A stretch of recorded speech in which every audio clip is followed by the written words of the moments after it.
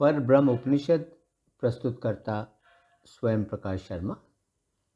दूसरा व अंतिम भाग।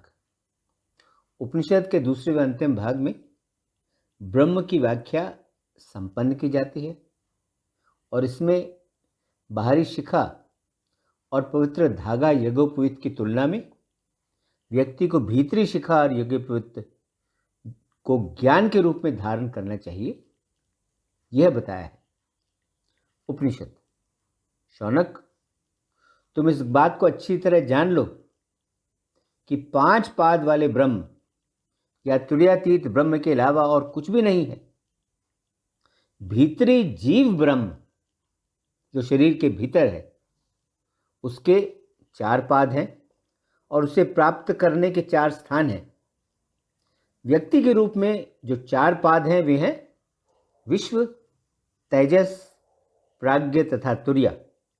और संग्रह या समूह के रूप में जो 4 पाद हैं वे हैं विराज, सूत्र, बीज तथा तुर्या। शरीर के 4 स्थानों में 4 अवस्थाएं होती हैं।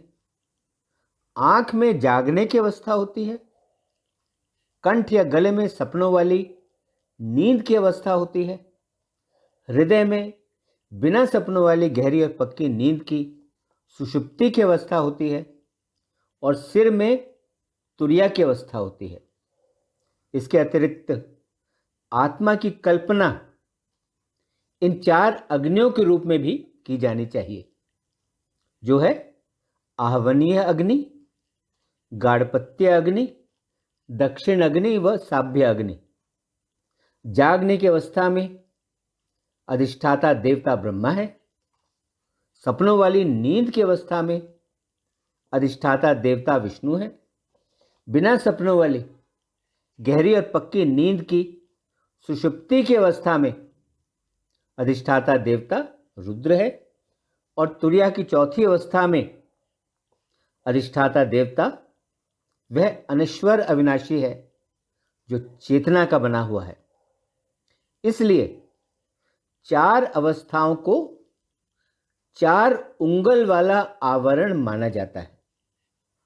और जिस प्रकार पवित्र धागा यज्ञोपवीत 96 बार 4 उंगल लंबाई की सीमा तक होता है, उसी प्रकार भीतरी ब्रह्म सूत्र 96 तत्वों या श्रेणियों का होता है। जिस प्रकार पवित्र यज्ञोपवीत 3 धागों का होता है, उसी प्रकार भीतरी ब्रह्म सूत्र भी 3 गुणों सत्व, रजस और तमस में 32 श्रेणियों की अवस्था में लाया जाता है। यह 3 की अवस्था जो ज्ञान द्वारा शुद्ध की गई है, वह 3 अलग अलग देवों के रूप में जानी जाती है, जो देव हैं ब्रह्मा, विष्णु और शिव। यह 9 विशेषताओं वाला नव ब्रह्म है। ये 9 गिने जाने वाले हैं। 3 किए जाने पर इनकी आगे 3 विशेषताएं हैं। उनकी पहचान सूर्य, चंद्रमा तथा अग्नि के अंकों के रूप में की जाती है। इन त्रय के पहले और आखिरी को 3 बारी बीच में घुमा देना है और इन्हें ब्रह्मा, विष्णु और महेश्वर समझना है। पहले और आखिरी को जोड़ना है और चेतना की गांठ में अद्वैतता की गांठ बांधनी है। तब इसे, जो नाभि से ब्रह्मांड तक जाता है और जो 27 तत्वों से अलग अलग जुड़ा है और जिसके 3 गुण हैं, इसे ऐसा माना जाना है कि वह एक है, हालांकि वह त्रिमूर्ति ब्रह्मा, विष्णु तथा शिव की विशेषताएं रखता है। यह जो भीतरी ब्रह्म सूत्र है, ऐसा माना जाता है कि यह बाएं कंधे से टंगा होकर व्यक्ति के दाएं कूल्हे तक जा रहा है, जो पहले और आखिरी का इकट्ठा मिलना है। यह समझना चाहिए कि इनकी तो एक ही नींव है, इनकी तो एक ही बुनियाद है। जो वस्तुएं मिट्टी की बनी होती हैं उन्हें वास्तविक या सत्य माना जाता है, लेकिन यह तो अज्ञानता के कारण पैदा हुआ एक शब्द आडंबर ही है। मिट्टी को किसी भी रूप या आकार में बदलना तो उस मिट्टी को एक दूसरा नाम देना ही तो है। सच्चाई तो यह है कि वह रूप या आकार तो केवल मिट्टी ही है। मिट्टी ही सच्चाई है, उसका आकार या रूप सच्चाई नहीं है। और जिस प्रकार बिना मिट्टी के कोई घड़ा नहीं है, उसी प्रकार बिना प्रथम कारण ब्रह्म के कुछ भी नहीं है। केवल ब्रह्म ही सत्य है। हंस के दो अक्षरों से कि मैं ही हंस या ब्रह्म हूं, व्यक्ति को भीतरी शिखा और भीतरी पवित्र धागा यज्ञोपवीत की तसल्ली हो जानी चाहिए। ब्राह्मण की स्थिति वह स्थिति है जो ब्रह्म पर ध्यान लगाने योग्य है। ऋषि होने की स्थिति वह स्थिति है जिसमें दिखने वाली शिखा और दिखने वाला पवित्र धागा यज्ञोपवीत गैर हाजिर है, जिसमें ना तो दिखने वाली शिखा होती है और ना ही दिखने वाला यज्ञोपवीत होता है। इसलिए गृहस्थ के पास अनुष्ठान करने के लिए दिखने वाली शिखा होती है और ज्ञान प्राप्त करने के लिए दिखने वाला यज्ञोपवीत होता है। केवल ब्राह्मण दिखने की अवस्था में ही बालों के गुच्छ के रूप में ही शिखा होती है और सूती धागों का बना पवित्र धागा यज्ञोपवीत होता है। लेकिन ब्रह्म सूत्र तो केवल एक ही है। चार होकर वह विश्व विराज इत्यादि है। जो 24 तत्व हैं वे सब ब्रह्म सूत्र के धागे हैं।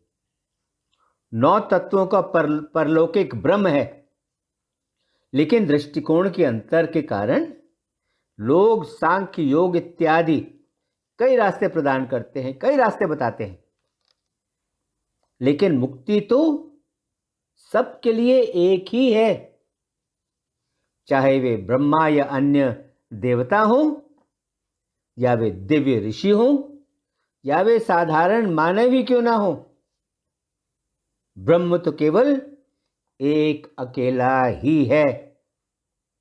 ब्राह्मण की स्थिति भी एक अकेली ही है, लेकिन जाति, वर्ण, जीवन के चरण और विशेष कर्तव्य ये भिन्न और मुख्तलिफ हैं। ये भिन्न दिशाओं में जाने वाले हैं। जो शिखा है वह तो सब जातियों और जीवन के सभी चरणों के लिए एक जैसी होती है। ज्ञानी जन घोषणा करते हैं कि मोक्ष की तलाश में जो तपस्वी है उसकी शिखा और उसका पवित्र धागा यज्ञोपवीत का जो आधार है वह तो केवल प्रणव ओम ही है। हंस शिखा है, प्रणव पवित्र धागा यज्ञोपवीत है और नाद जोड़ने वाली कड़ी है। यही धर्म है और इसके अतिरिक्त और कोई धर्म नहीं है। फिर प्रश्न उठता है कि यह कैसे है? यह इस प्रकार है। प्रणव, हंस और नाद तिहरा धागा है और यह व्यक्ति के हृदय में चेतना होकर रहता है। इसे ही तिहरा ब्रह्म जानो। तपस्वी सांसारिक शिखा और सांसारिक पवित्र यज्ञोपवीत को फेंक दे। अपनी शिखा काटने के बाद बुद्धिमान ज्ञानी व्यक्ति अपने बाहरी पवित्र धागे यज्ञोपवीत को फेंक दे, वे अपने पवित्र धागे यज्ञोपवीत के रूप में परलौकिक ब्रह्म को ही रखे, जो अनश्वर अविनाशी है। पुनर्जन्म से बचने के लिए व्यक्ति मोक्ष के लिए सदा लालायित रहे। सूत्र को सूत्र इसलिए कहते हैं क्योंकि वह मुक्ति का संकेत देता है। सूत्र तो वाकई सबसे ऊंची श्रेणी, सबसे ऊंची अवस्था है। जो व्यक्ति मुक्ति का खोजी बन गया है, जो व्यक्ति भिक्षु बन गया है, वह सूत्र को जानने वाला है, वह सूत्र को जानता है। वह वो विद्वान ब्राह्मण है जो अपनी उपस्थिति द्वारा उन सभी लोगों को पवित्र कर देता है जो लोग भोजन करने के लिए उसके साथ उसी पंक्ति में बैठे। वह योगी जो योग को जानने वाला है, वह ब्राह्मण और वह तपस्वी, वे सब के सब वह सूत्र पहनेंगे जिस सूत्र द्वारा घटनाओं वाला यह सारा जगत एकता में इस प्रकार पिरोया हुआ है जैसे एक धागे में मोती पिरोए रहते हैं। वह विद्वान ब्राह्मण जो योग और आध्यात्मिक ज्ञान प्राप्त करने का गहरा इरादा रखता है, वह बाहरी पवित्र धागा यज्ञोपवीत को फेंक दे। वह व्यक्ति जो ब्रह्म की भक्ति, जो ब्रह्म के समर्पण का बना सूत्र पहनता है, वह मोक्ष प्राप्त करता है। जब व्यक्ति के पास वह सूत्र होता है, तब ना तो वहां कभी कोई अशुद्धि होती है और ना ही वहां कभी कोई दूसरों के जूठन खाने की स्थिति होती है। जिन व्यक्तियों के पास आध्यात्मिक ज्ञान का पवित्र यज्ञोपवीत है, उनके पास भी त्रिसूत्र है और वे जगत में सूत्र को जानने वाले हैं और वही पवित्र धागा यज्ञोपवीत को पहनने वाले हैं। उनकी शिखा और उनका यज्ञोपवीत तो आध्यात्मिक ज्ञान है। वे तो ज्ञान में स्थापित हैं। उनके लिए तो अकेला ज्ञान ही परम है और यह ज्ञान पवित्र करने वाला घोषित किया गया है। वह बुद्धिमान व्यक्ति जिसकी शिखा केवल ज्ञान की है और कुछ नहीं है, जो अग्नि से निकली ज्वाला की भांति है, कहा जाता है कि वही सच्ची शिखा वाला है, वो नहीं जो बालों को शिखा के रूप में रखते हैं। जो लोग गतिविधियों में मग्न रहते हैं, चाहे वे वैदिक अनुष्ठान की गतिविधियां हो या वे सांसारिक कार्यों की गतिविधियां हो, वे तो अपना पेट भरते हुए केवल नाम के ही ब्राह्मण हैं। वे तो शोक में पड़ जाते हैं और उनका बार बार पुनर्जन्म होता रहता है। वह पवित्र धागा जो बाएं कंधे से लटक कर दाएं कूल्हे तक जाता है, वह तो मुक्ति के विपरीत है, वह तो मुक्ति का विरोधी है। बुद्धिमान ज्ञानी तो सच्चा ज्ञान पहनता है जिसकी जड़ें चेतना में हैं और जिसके धागे सच्चे सिद्धांतों, सच्चे तत्वों के बने हैं और जो नाभि से सिर की चोटी पर जो छिद्र है, जो प्रमांद्र द्वार है, वह उस ब्रह्मांड द्वार तक जाता है। यह पवित्र धागा जो अनुष्ठानों का भाग है और जो सूती धागों का बना हुआ है, वह तो उन लोगों द्वारा पहना जाता है जो लोग अज्ञानी हैं। जिस व्यक्ति के पास ज्ञान के रूप में शिखा है और जिस व्यक्ति का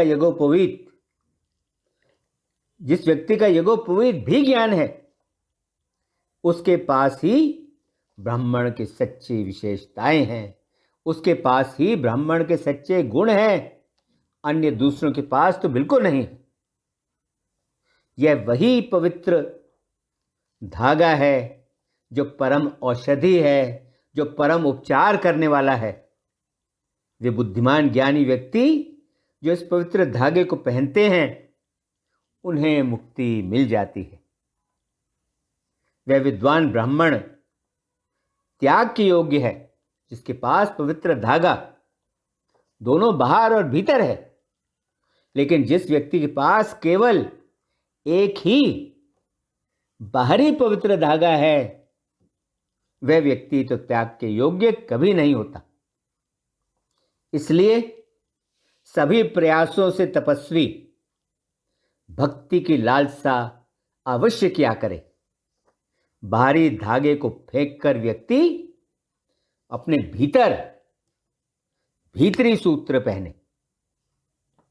बाहरी घटनाओं वाले जगत की अपनी शिखा और अपने बाहरी पवित्र धागे यज्ञोपवीत की उपेक्षा करके, उन्हें अनदेखा करके व्यक्ति पवित्र अक्षर प्रणव ओम और ब्रह्म के रूप में अपनी शिखा और यज्ञोपवीत को पकड़कर रखे और इस प्रकार वे अपने आप को मुक्ति के लिए तैयार कर दे। हाँ, इस प्रकार वे अपने आप को मुक्ति के लिए तैयार कर ले। आदरणीय ऋषि पिपलाद ने शौनक को ऐसा बताया। इसके साथ ही परब्रह्म उपनिषद संपन्न हुआ। ओम शांति शांति शांति। ओम।